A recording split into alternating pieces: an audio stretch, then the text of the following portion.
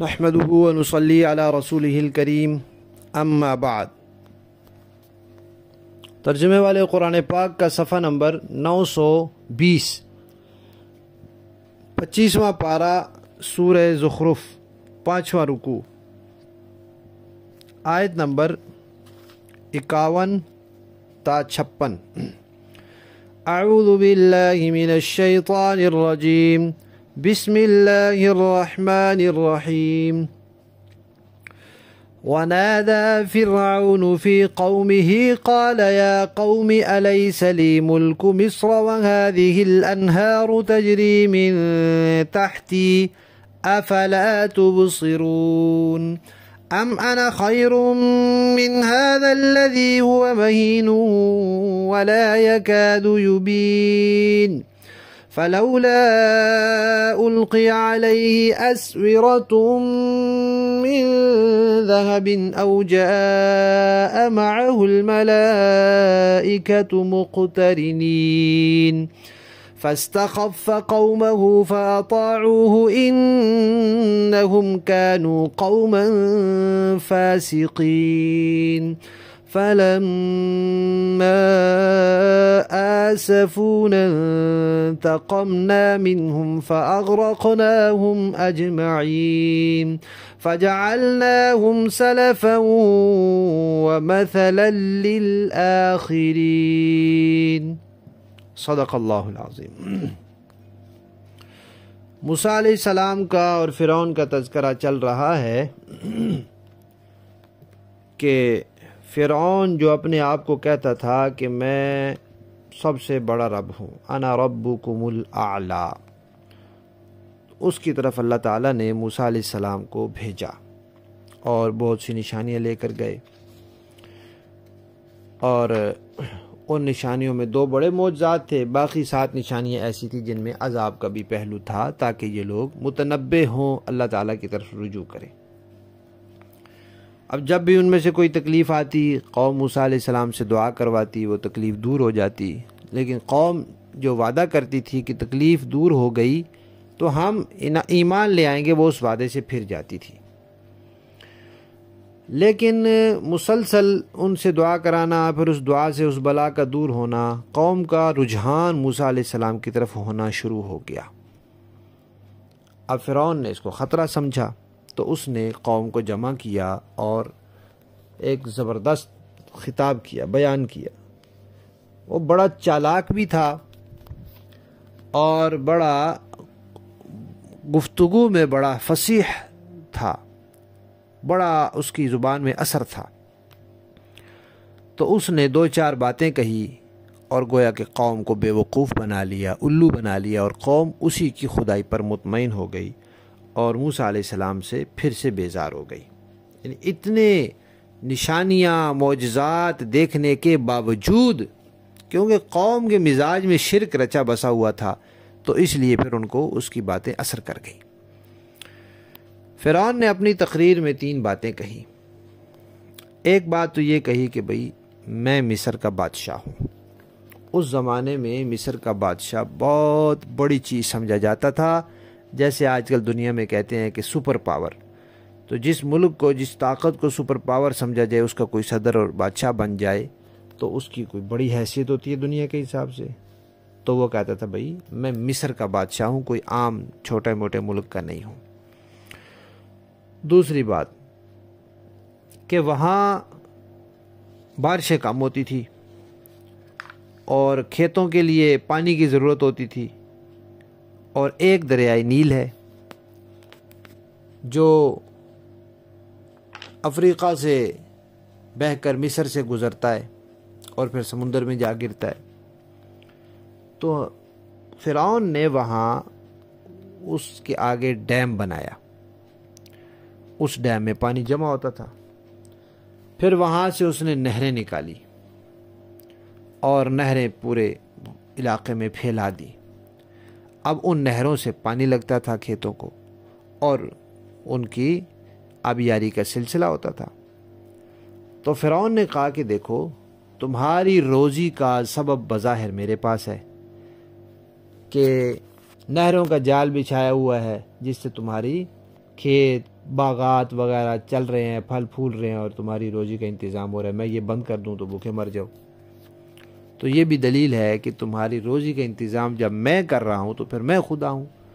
دنیا میں بڑا بادشاہ میں ہوں تو میں خدا ہوں، تمہاری روزی کا انتظام میں کر رہا ہوں تو میں بھی خدا ہوں۔ ایک بات تو اس نے یہ کی، اپنی خدائی پر دو دلیلیں دی۔ پھر اس نے یہ کہا کہ دیکھو میرا اور موسیٰ کا ذرا تقابل اور توازن تو کرو، دیکھو تو صحیح، موازنہ تو کرو کہ میں اتنا بڑا بادشاہ اور موسیٰ جو ہیں وہ ان کے پاس تو کچھ بھی نہیں، نہ کوئی اقتدار ہے، نہ کوئی عہدہ، نہ مال ہے، کچھ بھی نہیں ہے۔ دوسری بات، مجھے دیکھو میں کیسی فصیح بلیغ انداز میں گفتگو کر رہا ہوں، اور موسیٰ کی زبان میں تو لکنت ہے۔ وہ لکنت اگرچہ دور ہو گئی تھی، لیکن کیونکہ موسیٰ علیہ السلام نے اسی قوم میں کئی سال گزارے تھے تو اس لیے قوم کو پتہ تھا کہ ان کی زبان اٹکتی تھی، تو اس نے اسی بات کو بہانہ بنایا کہ موسیٰ علیہ السلام صاف بات بھی نہیں کر سکتے اور مجھے دیکھو میں کیسی زبردست گفتگو کر رہا ہوں، تو کیا تم پھر سمجھتے نہیں کہ بھائی خدا میں ہی ہوں تمہارا اور موسیٰ سچا نہیں ہے؟ یہ دوسری بات اس نے کی کہ میرا اور موسیٰ کا تقابل کرو، موازنہ کرو، کون تمہیں بڑا نظر آ رہا ہے اور کون تمہیں حقیر۔ موسیٰ علیہ السلام کے اس نے حقیر کا لفظ بولا، حقیر ترین۔ تیسری بات، پہلی بات اس نے کیا کی، اپنی خدائی کو دو دلیلوں سے ثابت کرنے کی کوشش کی۔ دوسرا، اپنا اور موسیٰ علیہ السلام کا موازنہ اور تقابل دنیاوی چیزوں میں پیش کیا۔ تیسرا کہ جو موسیٰ علیہ السلام دعویٰ کرتے تھے کہ میں خدا کا پیغمبر ہوں، خدا کا رسول ہوں، اس کے بارے میں اس نے تیسری بات کہی کہ بھئی دیکھو اگر موسیٰ علیہ السلام نمائندے ہیں تو ہمارے ہاں جو بادشاہ کا نمائندہ ہوتا ہے اس کی ایک شان شوکت ہوتی ہے، اس کو کنگن پہنائے جاتے ہیں، اس کے آگے پیچھے محافظ دستے ہوتے ہیں۔ اگر موسیٰ خدا کا نمائندہ ہے تو اس کے ہاتھوں میں سونے کے کنگن کیوں نہیں ہے؟ اور اس کے ساتھ فرشتے کیوں نہیں آئے جو قطاریں باندھ کے کھڑے ہوں؟ ہمارے یہاں ایک افسر نے آنا ہو تو پولیس کی لائنیں لگی ہوتی ہیں، آگے پیچھے گاڑیوں کی لائنیں لگی ہوتی ہیں۔ گورنر نے، وزیر اعلیٰ نے آنا ہو تو اور بڑا عذاب قوم کے لیے بن جاتا ہے، سڑکیں بند ہو جاتی ہیں، لمبی لمبی قطاریں ہوتی ہیں، جگہ جگہ پولیس والے کھڑے ہوتے ہیں۔ یہ خدا کا نمائندہ اپنے آپ کو کہتا ہے اور آگے پیچھے اس کے ایک بندہ نہیں ہے۔ اگر یہ ہوتا تو اس کے ساتھ یہ صورتحال نہ ہوتی۔ تو یہ باتیں کہہ کر فرعون نے اپنی قوم کو الو بنا لیا، بے وقوف بنا لیا، اور قوم اس کی باتوں میں آ گئی اور اسی طرح اس کو خدا ماننے لگی۔ اللہ تبارک و تعالیٰ فرماتے ہیں کہ جب فرعون نے قوم کو عقل سے پیدل کر دیا، ان کو الو بنا دیا، تو انہوں نے اس کی بات مان لی اور وہی کام کرتے رہے جو پہلے کرتے تھے شرک والے۔ تو پھر انہوں نے ایسے کام کیے جن سے وہ سزا کے حقدار ہو گئے، ہمیں غصہ دلا دیا۔ اللہ فرماتے ہیں ہمیں غصہ دلایا، یعنی وہ کام کیے جن سے ان کو سزا ملنی چاہیے، تو پھر ہم نے ان سے انتقام لیا۔ یہ بات یاد رکھنی چاہیے کہ انسان کی طبیعت میں یہ چیز ہوتی ہے کہ وہ دوسرے سے متاثر ہو جاتا ہے اور پھر اس تأثر کے میں آ کر کوئی کام کر بیٹھتا ہے، تو وہ بھی ایک طرح کا دوسرے کے زیر اثر ہونا ہوتا ہے کہ ویسے تو نہیں دل کر رہا تھا کسی کو کچھ دینے کو، لیکن اس نے باتیں ایسی بنائی، مظلومیت ایسی دکھائی، ترس اس پر ایسا آیا کہ کچھ دے دیا، تو یہ دوسرے کے زیر اثر آ گیا۔ اللہ تعالیٰ کی ذات تو کسی کے زیر اثر نہیں آتی، تو ایسی باتوں سے انسان اللہ تعالیٰ کو نہیں متاثر کر سکتا، نہ ہی اللہ تعالیٰ بندوں کی کیفیات، بندوں کے حالات اللہ پر اثر انداز ہوتے ہیں۔ اللہ تعالیٰ نے جو کرنا ہوتا ہے وہ اپنے فیصلے کے مطابق کرتے ہیں۔ اب ایک آدمی نے دوسرے کو کچھ نہیں کہنا تھا، لیکن دوسرے نے اس کو غصہ دلایا، پھر اس نے اور دلایا، تو اس نے اٹھ کے 2 تھپڑ لگا دیے۔ کہنا تو کچھ نہیں تھا، ارادہ کیے بیٹھا تھا، لیکن جب اس نے غصہ دلایا تو اسے اپنے آپ پر قابو نہیں رہا۔ اللہ تعالیٰ کے بارے میں تو یہ تصور ہی نہیں ہے کہ کوئی ایسی حرکت کر لے کہ اللہ کو اپنے اوپر قابو نہ رہے، ایسا نہیں ہوتا۔ ہاں اللہ تعالیٰ فرماتے ہیں ہمیں غصہ آتا ہے، لیکن یہ نہیں کہ ہم بندوں کے افعال سے متاثر ہو جاتے ہیں یا ان کے زیر اثر ہو جاتے ہیں۔ کام انہوں نے ایسے کیے کہ پھر ان کو اس کی سزا ملنی تھی، تو پھر ہم نے ان کو بدلہ دیا، سزا دی، سب کو ڈبو دیا اور ان کو کیا بنا دیا؟ گئے گزرے بنا دیا، اور پچھلے بعد میں آنے والوں کے لیے ان کو نمونہ عبرت بنا دیا، اور ان کا اب برا نام باقی رہ گیا تاریخ میں فرعونیوں کو اچھے نام سے نہیں یاد کیا جاتا۔ لفظی معنی دیکھیے، وَنَادَا اور پکارا، ندا دی فرعون نے فی قومی اپنی قوم میں، یعنی اپنی قوم میں منادی کرائی کہ سارے اکٹھے ہو گئے۔ قالا کہنے لگا، یا قومی اے میری قوم، الیسا کیا نہیں ہے، لی میرے لیے، ملک بادشاہت مصر کی بادشاہت، ایک بات، وہذہ الانہار اور یہ نہریں، تجری جو چل رہی ہیں، میری من تحتی میرے زیر انتظام، میرے ماتحت چل رہی ہیں۔ افلا تبصرون کیا تم دیکھتے نہیں ہو کہ یہ دو دلیلیں میری خدائی پر ہیں؟ اور ام انا کیا میں خیر بہتر ہوں، من ہذا اس شخص سے، الذی ہوا جو مہین کم قدر ہے، حقیر ترین ہے، ولا یکادو اور نہیں ہے قریب کہ یبین اپنی بات صاف کر سکے، زبان میں لکنت ہے، پھر بھی تم اس کو اچھا سمجھنے لگے ہو۔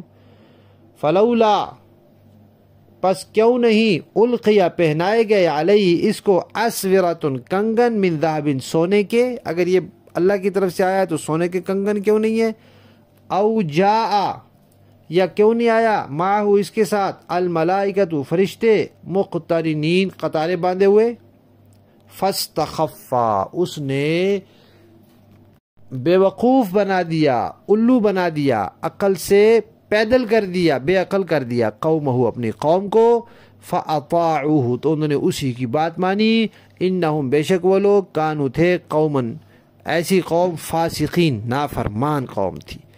فلما پھر جب، آسفونا اللہ فرماتے ہیں انہوں نے ہمیں غصہ دلایا، انتقمنا ہم نے انتقام لیا، منہم ان سے، فاغرقناہم تو ہم نے ڈبو دیا ان کو، اجمعین سب کے سب کو، فجعلناہم پھر ہم نے کر دیا ان کو، سلفن گئے گزرے لوگ، ومثلا اور ان کو بنا دیا داستان عبرت، للآخرین بعد میں آنے والوں کے لیے۔ با محاورہ دیکھیے جی، وَنَادَى فِرْعَوْنُ فِي قَوْمِهِ قَالَ يَا قَوْمِ أَلَيْسَ لِي مُلْكُ مِصْرَ وَهَذِهِ الْأَنْهَارُ تَجْرِي مِن تَحْتِي أَفَلَا تُبْصِرُونَ اور فرعون نے اپنی قوم کے درمیان پکار کر کہا کہ اے میری قوم، کیا مصر کی سلطنت میرے قبضے میں نہیں ہے، اور دیکھو یہ دریا میرے نیچے بہہ رہے ہیں، کیا تمہیں دکھائی نہیں دیتا؟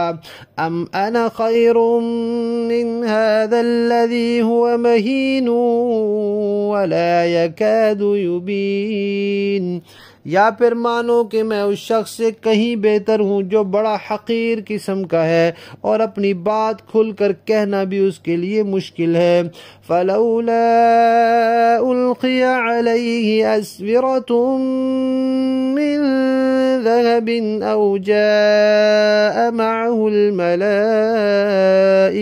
مقترنین، بھلا اگر یہ پیغمبر ہے تو اس پر سونے کے کنگن کیوں نہیں ڈالے گئے، یا پھر اس کے ساتھ فرشتے قطار باندھے ہوئے کیوں نہ آئے؟ فاستخف قومه فاطاعوه انہم كانوا قوما فاسقین، اس طرح اس نے اپنی قوم کو بے وقوف بنایا اور انہوں نے اس کا کہنا مان لیا، حقیقت یہ ہے کہ وہ سب نافرمان لوگ تھے۔ فَلَمَّا آسَفُونَا انتَقَمْنَا مِنْهُمْ فَأَغْرَقْنَاهُمْ أَجْمَعِينَ فَجَعَلْنَاهُمْ سَلَفًا وَمَثَلًا لِلْآخِرِينَ، چنانچہ جب انہوں نے ہمیں ناراض کر دیا تو ہم نے ان سے انتقام لیا اور ان سب کو ڈبو دیا، اور ہم نے انہیں ایک گئی گزری قوم اور بعد والوں کے لیے عبرت کا نمونہ بنا دیا۔ صدق اللہ العظیم۔